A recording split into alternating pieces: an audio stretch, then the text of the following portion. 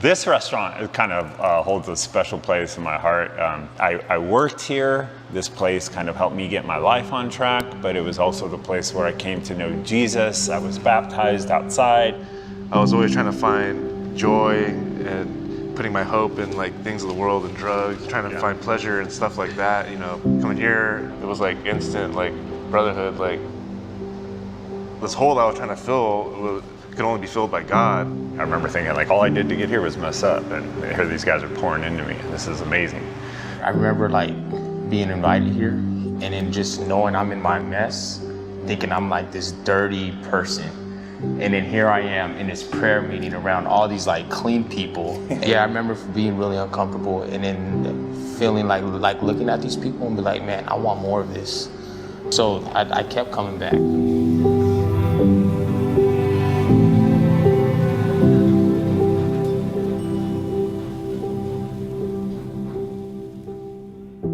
Let's say someone comes to my gathering and they're just understanding Jesus.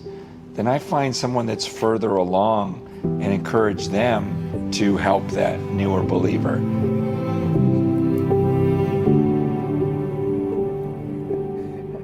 And so there's just this natural flow of these people who show up.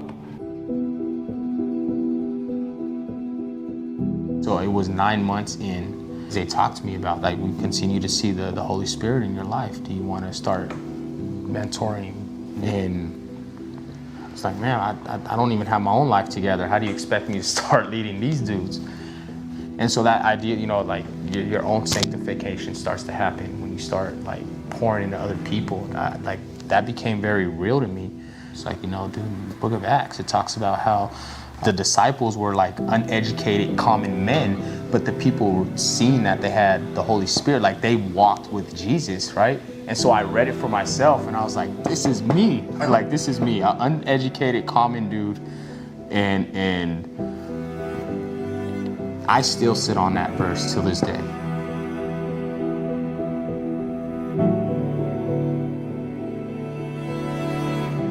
A lot of times you think it's like, oh, it's teaching, that's what, like hermeneutics, it's theology, it's this and that. But where you're really going to get a chance to model Christ is in the way you serve like your brothers. To live in community together, to really demonstrate for people what it looks like to follow Jesus and how that looks in my everyday. That's where you get sanctified. That's where you're going to grow in humility. That's where you're going to grow in patience. It's like a two-way relationship, and that it's not just the mentors are like these holy spiritual people, but that it can be mutual and that we're growing just as much as they are. Maybe in different ways and in different things, but we're still growing. We're still needing more of Jesus every day. I think what's helped me is to reflect on the way that I was led, what my sin was like when I first came to know the Lord, and how people kind of were patient with me, and then try to demonstrate that to others. It's funny like how like God in the universe like will use people like us and add value to our life. It's like here we are just broken, sinful, drug addicts, you know, been to jail, done this or that, outcasts, rejects, people like society doesn't accept anymore. And then Jesus says like, no, like you have a place in my kingdom. And not only that, but I can use you now.